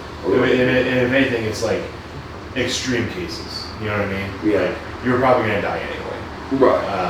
And I mean, I would rather die getting clean than die being high. Right. You know what I mean? Yeah. Right. But yeah, so it was just like the fear that of going through the withdrawals and what was going to happen that kind of overwhelmed you. Yeah. Yeah, it's crazy. I think it's really bullshit. I mean, I think that is a crutch that people lean on when they're really not trying to get clean. Yeah. You know what I'm saying? Because I know that's what it was for me. It might not be the same for the next person. They might die. I don't know. But honestly, deep down inside, at that point in time, I didn't want to get clean. Yeah. Not where I'm at right now. I tell you what, right now where I'm at in my life, in my sobriety and stuff like that, and I feel the best I've ever felt before. I feel like I could bench press 600 pounds, which I know I can't. But I feel like I could throw that building over top of my shoulder and walk with it. And at the time, you were more about trying to please your mom. Yeah. Than you were about actually getting clean. Yeah. I was so afraid that my mom was going to cut me off. Yeah. That's what it was, you know what I mean? Because my mom keeps coming to me and she's like, I don't like driving down in the hood to pick you up. I don't like having to bring you food at 3 o'clock in the morning. I don't like having to come get you and put you in a hotel. You know what I mean? I just seen the wear and tear that I was putting on her. My mom was beautiful, hands down. But at the same time, I can see where I put a wrinkle on her face, or put a gray hair in her head, or whatever. Yeah, and you know, one of the biggest things one of the reasons that I have these conversations with you and everybody else is because I want to I realize that convincing people to quit is something that I'm basically not able to do. You know what I mean? But convincing people to not start is something that is a possibility. Right. That's where I'm starting to believe is important. And unfortunately, I don't think there's enough effort going into that right now. Like, I don't think the government is putting effort into it. The education system is putting effort into it anymore. But I think one of the other things that people focus on when they tell people not to do drugs is they focus on the individual. Like, hey, if you do this, like I've done this with young girls. They're running away from home at 16 years old. And I'll be like, all right, you saw those women out on Sullivan Avenue, right? You know what they're doing. They're out there selling their bodies so they can get their next dope fix. Mm-hmm. So if you keep running away from home, you're going to be like one of them. You keep going to these parties, you're going to be like one of them. Wow. And I don't know that if that stops them. You know what I mean? Maybe the kind of the message that you're sharing about your mom and the rest of your family and how you put them through hell, maybe that should be the focus when you're telling people not to do this stuff. I don't know. Listen, I'm not one to sit here and tell people just say no or whatever, because ultimately you're going to do what you want to do. Mm-hmm. But if I can just get one person and to veer his decision on the start and you use drugs, I feel like my mission's complete. Mm-hmm. You know what I mean? And I know you feel the same way, but you got more than just one person. You're trying to help a community, you know what I mean? And you're trying to clean up the streets, and ultimately, how much I hate to say this, but it starts with you guys, for real. I really feel that way. You know, I've met dirty cops over the years, and I've met clean cops and good cops and stuff like that. But, you know, I mean, it's hard for you guys to do what you're trying to do when you got people running behind you with the dirtiness, you know what I mean? Mm-hmm. That ain't cool for mine. But I definitely would want to see someone like you in my kids' life than to have a dirty cop behind you, know what I mean? We've been talking for a while now. Yeah. Did you watch any of my old donut review videos? I've watched a few videos. Yes, I gotta save some of the data on my phone because I got an interview with Social Security coming up. Man, and I need that so I can get, you know, some income kicked in and stuff. And my mom's looked at a little trailer out there by her house and stuff. You know. So, yeah. So I can get myself into somewhere, you know what I mean? Yeah. So they don't have Wi-Fi here? No. That's unfortunate. Yeah, this place is so janky. Yeah. Alright, you know. Someone, you know, I put up a thing on like Instagram and Facebook asking people any questions for you. Some of them we've already covered. Like people were asking what was the final thing that caused you to go down this road. And really, you were just physically unable to continue. Right. You know, like you were so sick and so injured and so hurt, you had no choice. But honestly, man, for real, when they say it takes you getting to your lowest point in your life, I was below that point, man. Yeah. You know, honestly, I really was. I lied to everybody. I don't steal from my people, but I feel like I'm taking from them when they're coming 100 miles away to come and give me $10. You know what I'm saying? That ain't cool. You know. Yeah. One, you know what's interesting too is talking about like hitting rock bottom, and you were below rock bottom. One of the reasons that I stopped stopping for you is because I wanted you to feel that you didn't have the support. That the only way to get the support is to take that next step. And I had conversations with your mom about that too. You know, I was like, you got to stop doing it. You got to stop showing up at 3 in the morning with food. Stop taking Taco Bell. You know, all that. And she was listening to me. I don't think she followed through. Mom. Yeah. But and I don't know if that would have made you make that decision sooner or not. What do you think? Well, because there's a lot of families out there that are going through something similar. You know, there's a lot of parents out there that their daughter's on the street, their son's on the street, or their kids overdosed, and now their grandkids are out on the street. You know, and they don't know the best way to help their family member.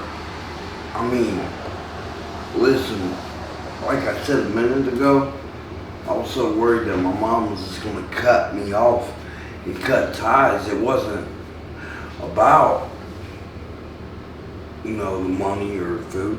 It's more about the love, man. Yeah.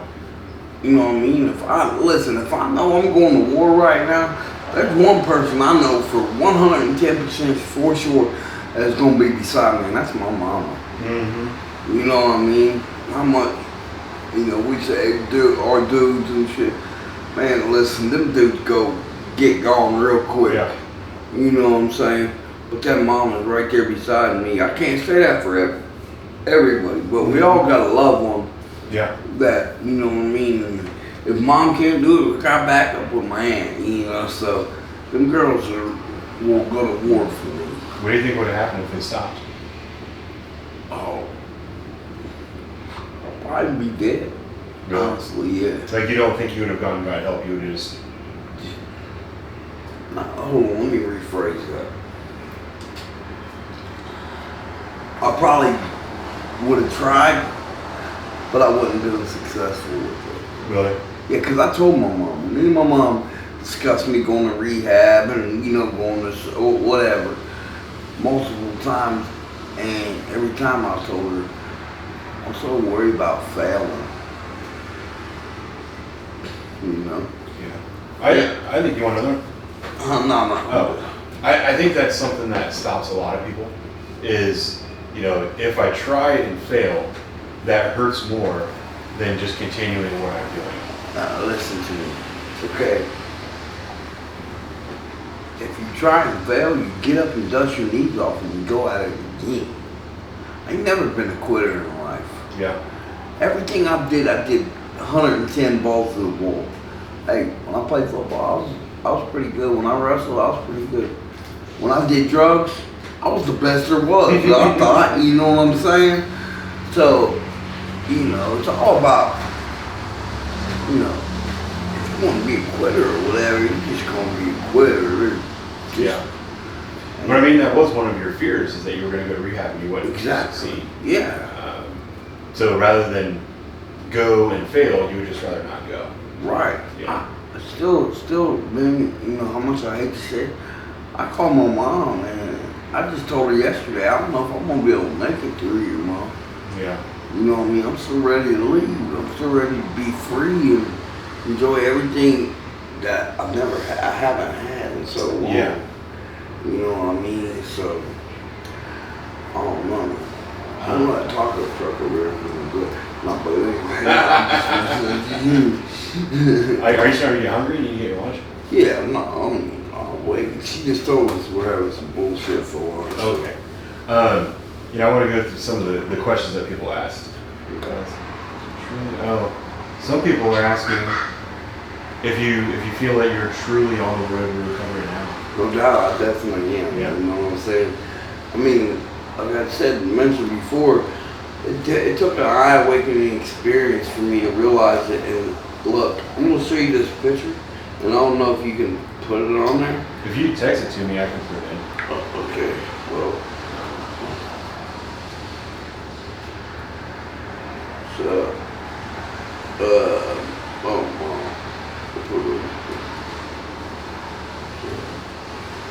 and if you don't think I'm dead in this picture,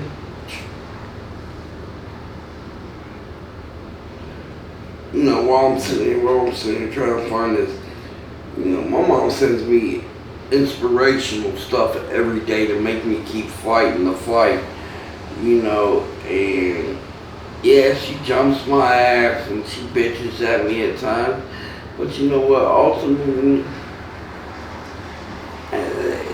I deserve it, man. The shit I put her through, wow. Yeah.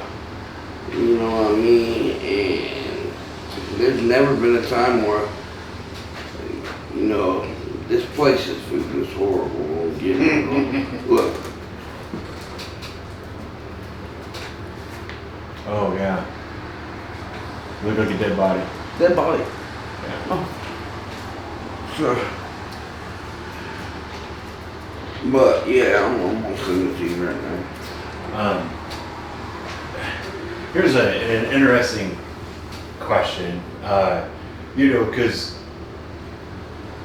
you're like hot and cold about this place.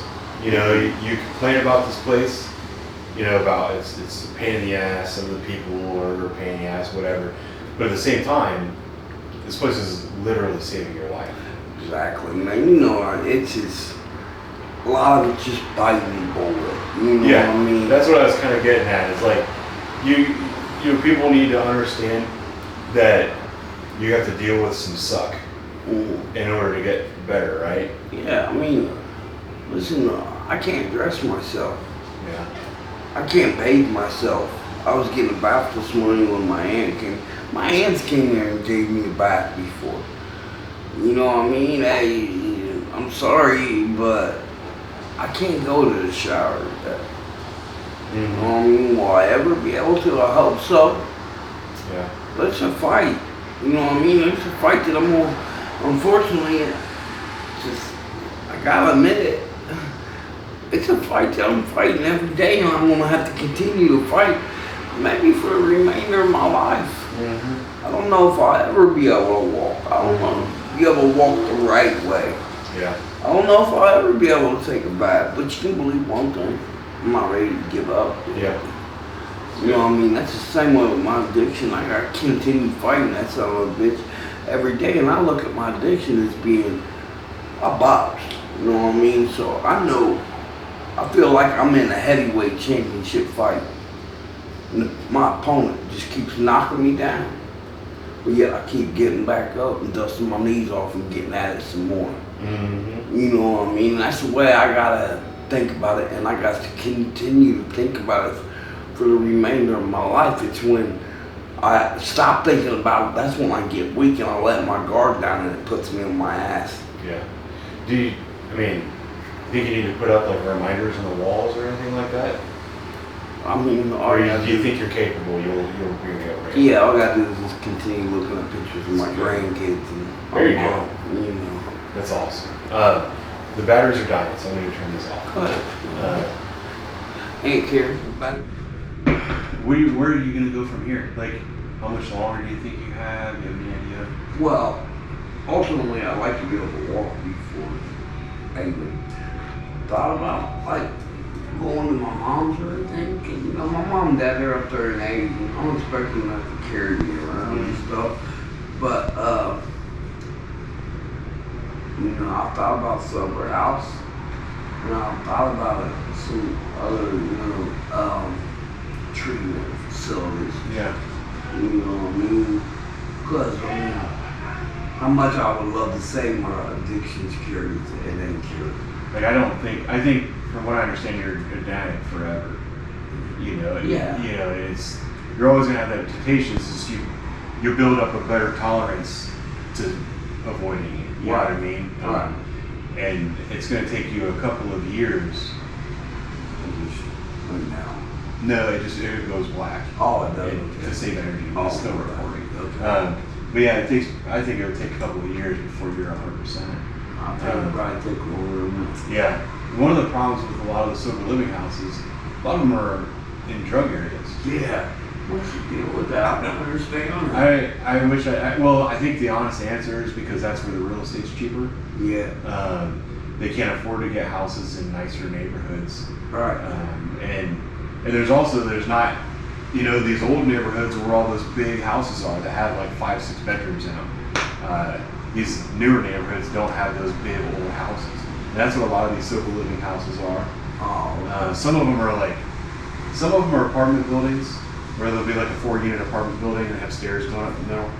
But most of them are just these old houses, and there's like a house person in the bottom. Have you ever talked to anyone that lives in any of this? Ain't it? Yo. Hey, you got cigarettes and lighters in here? No. Hey, look. You got one of your car person? No, I'm in the living room right now. Alright. Look, Yeah, have you ever talked to anyone that lives in one of those places? yeah, I have actually. Some of my friends have been to them. Well, people I call friends. But, I've seen people completely, well, my addiction ain't never going to be completed. It's going to be something I'm going to be fighting every day, probably for the remainder of my life. How much I hate to admit that, but it's true. Yeah. You know, so I don't think there's a right way on a successful completion. Yeah. You know what I mean? But I do believe that, you know, I just like to say I'm going on the next step. Yeah. Or whatever it is. And you don't know what that's going to be yet. Right.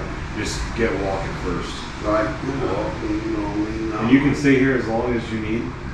Not necessarily. Okay. It's all goes on how long you're insured. Has the insurance said anything about how long you got? Or? No. That's good. But I just completed one of my courses yesterday. So I don't know, you know what I mean, on the drug, you know, the drug issues that I got. But, you know, I'd like to be able to complete the whole program. How long is the program? Like 6 months. Okay. You know what I mean? I've already got almost 4 months in it. So I got the big part of it completed. So I only really got like 2 months left. But it is, you know, I would, you know, I don't like to be a quitter and shit. I don't even like to think about myself as being a quitter. Yeah. I mean, I don't know anything about these programs. Right? You think it's helping you? I mean, because you can't get dope anyway while you're here. Oh, so well, you could, you think? I know I can. Okay. But it would at least take a little bit of effort. I don't want it. Yeah. Do you think? I wanted it when I first got here, not gonna lie. I'm cool. Do you think that's the program, or do you think that's just you and yourself? What? That has that built up, that resistance? That's me. Yeah. Yeah, that's me. Is the program helping? It's helping me identify a lot of things, Okay. you know what I mean? So it's raising your awareness. Right. So that you have the inner strength to realize that you're either potentially making a bad choice or getting drawn into making a bad choice. That's like I mentioned earlier. I can't handle someone that's learning from a book telling me this thing. You know, I need to hear from someone who's walked in my shoes. Are the people that are doing these classes ex-addicts? Really? Yeah, except for the head lady, but she's very good and she learned about the book, but her husband's an addict. Okay. Or an ex-addict or whatever. So she knows, you know what I mean? She needs to identify the triggers and stuff like that. I'm sorry if I'm moving and stuff like that, but no, you're fine. you know, it's just it's the drugs and it's, you know, my injuries and my neck injuries and my back injuries and stuff. Yeah. I can't sit still, so I'm sorry. No, I understand. I slur when I talk, you know. It's not that bad. I can definitely identify it, but one of the things that I've heard over the years is that just from using drugs for such a long period of time and hard drugs and so many that you know you know how your nerve endings work? Yeah. So you got like a pointy end and then a cup and then it continues on. That it builds up fat in between your different nerve endings so that when they're firing, they don't all fire in sync, and that's what makes your muscles twitch and stuff. Oh like yeah. Yeah, it's part of your body's defense mechanism. Right. So you didn't completely fry all your nerves. Yeah. Build up fat. That's what I heard a long, long time ago. I don't know if it's true or not, but I don't know. Yeah. It is what it is, man. Yeah. I'm happy to see you. I'm happy to see you first. Yeah. But I'm glad that you're doing good. It makes me happy to kind of hear the things that you're saying. I don't know, I'm enjoying. Cool. Yes. You know, like I said earlier, man, if I can just touch one kid, adult, you know, older, I don't know. If I can just touch one person and fear their decision on going to use drugs or going to run up in that trap house or whatever, hey, my job's complete. Yeah. But, you know, look, I got hella love for a lot of people out there, and hopefully the feelings are mutual. And if they see one of my videos or whatever, don't look at it as, yeah, Scott's talking to a cop. Look at it as a cop helped Scott get clean. Because ultimately, it took people like him to widen my eyes to the whole big picture and allow me to know, like, hey, you got a problem and it needs to be fixed. So that's what I'm doing, is I'm fixing my problems. Yeah. And if you hate on me for that, oh, well, you know what I mean? You didn't belong in my life to begin with. Yeah. You know what I mean? I apologize if I only bought you a Pinto instead of a Jaguar. Nah, you know what I mean? But yeah, so it is what it is. But yeah, so yeah, I'm enjoying myself. You know, it's good to see you. Yeah. And shit. I definitely prayed for you when I heard that you got attacked by the dogs, but at the same time, I was right towards the end of my run. Mm-hmm. If I remember right. And I mean, I was fucked up, but yeah. But my mom kept me updated and stuff, so. Yeah, because you know what's funny is I got a call from Carrie Mae, and she was like, "Hey," she's like, "I just heard from Rosie, and Scott's telling Rosie that you got really hurt and you're off work." And I was like, "Yeah." She's like, "Are you okay?" I'm like, "Yeah, I'm okay." But you were still out on the street at that point in time. Yeah, I had a cop pull up and take him. I don't know, but instead of them messing with me, I'd be like, "Hey, you know, Ben, you know, I'm the one who does the YouTube videos." And they're like, "Yeah, you're Scott. You're the one who did the video with him." And I'm like, "Yeah." And he pulled up one day and he's like, "Did you hear about your buddy?" And I said, "What?" And he said he got attacked by some dogs or something. I said, "Oh, I didn't hear that." Called my mom, and I don't know if she heard or something. But Yeah, I think she sent a message to Carrie Mae, and then Carrie Mae called me right away, freaking out. yeah, I mean, it hurt a lot. It wasn't like I was gonna die or anything, but it hurt. It hurt a lot. That sucks. yeah, I got attacked by two Great Danes. Huh. Them motherfuckers tore my ass up. Really? They did my bicep and shit. How'd that happen? I was out in the country. Me and my wife had bought a trailer out in Amanda, and I was down there working on my sump pump, and the neighbor people left their dogs just running wild. They came right over to my yard. One smacked me with this fucking paw and put me on my ass. Hit me in the back of the head, and I went hit first. But another one came up and bit me, and I grabbed him and bit him back. Fuck you, bitch. It was years ago. Yeah, oh yeah, it was back when I was married and stuff. Mm-hmm. About smoke break. How much time we got? 15 minutes. Until smoke break? Yeah. Okay. Because it's not time right now, right? Mm-hmm. Okay. Oh, what you said. Yeah. I had one thing that you kind of remind me of. I wanted to ask you about, and you can let me know if I'm crossing any lines. Yeah. You have at least one son. How many Yeah, kids? 2 2 sons. How old are they? 28 and 16. Okay. So the one's full grown. Yeah. Has he come see you? Have you called him or anything? No. Would they let you? Yeah, my mom talks to her, right? That's my mom's voice. Yeah. Yeah. Are you waiting to talk to him? Or? Actually, I'm just kind of waiting on that. Really? Like, my son's got a life, he's married, he's got kids and stuff like that. And I don't want to intrude on what he's got. he's not no drug guy. He's not a drug. Yeah. He has no understanding for what I do. Mm-hmm. But I don't want to bring that around.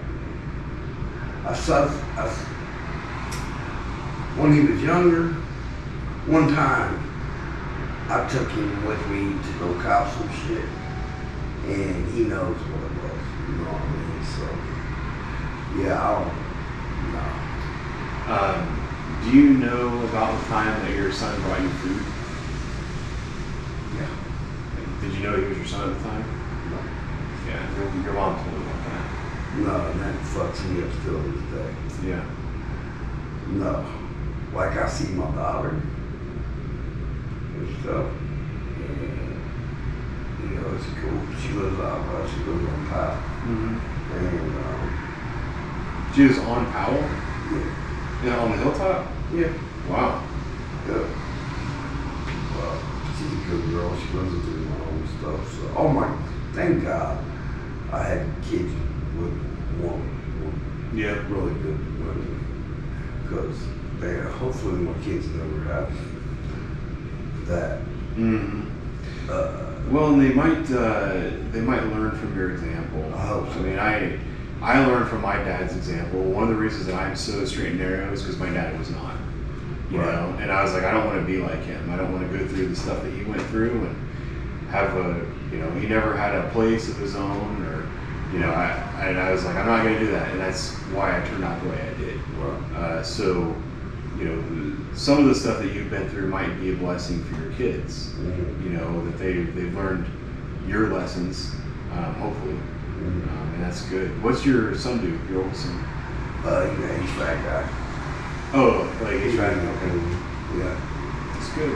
Does he work for somewhere, or is he have his own business? Yeah, he works for Atlas Ball. Oh, okay, for one of the big companies. Yeah. Yeah, and he hasn't made any attempt to contact you or anything. Nah, he talks to my mom all the time. So he just relay message back Yeah. and forth. Yeah. That's good. Wonder what it would take for him to want to come see you. Man, I don't know. What? I'm really at the point I'm in. Like my aunt, my mom, they see me the worst, but I don't want to put this on. I don't think it's putting anything on him. Yeah. But I think it's also there's a degree of he doesn't want to be around it either. And I'm just curious. Like my dad was 6'3" and he was like 120 pounds when he died. Oh, wow. He was in drugs and stuff back in the 90s, and I was 13 when he died. Wow. And I remember when he was in the hospital dying, and all his organs were shutting down. I remember going to visit him a couple times in the hospital, but it got to the point where I didn't want to go visit him anymore. And I didn't go to his funeral when he died. I just didn't. And I know that there's a certain degree of when you've seen somebody not themselves so many times, you just don't want to see it anymore. Right. But I mean, you're not that person anymore. Yeah. Maybe he needs to make sure that you really are out of this. Yeah. Before, I don't know. That'd be interesting. Yeah. Because it's not like you would have like a father-son relationship, Right. but just to know each other and be able to see each other. Yeah. Right. Show them what you've accomplished. I would think that would be something that would. So I seen him, and this was a couple years back, and I just basically kept real with him. I said, I envy you, bro. He said, well, what do you mean by that, Dad? I said, the way you're dad. You know what I mean? I had to swallow my pride in telling that, but it definitely was true. Wow. Yeah. It's hard. Yeah. But I mean, you have a lot to be proud of. Yeah. And you need to remember that you have a lot to be proud of, because it's not about what we do wrong in life. It's about how we respond after that. And even though it took you a little longer, that's what it's about. Is it time for smoke break? All right, let's go.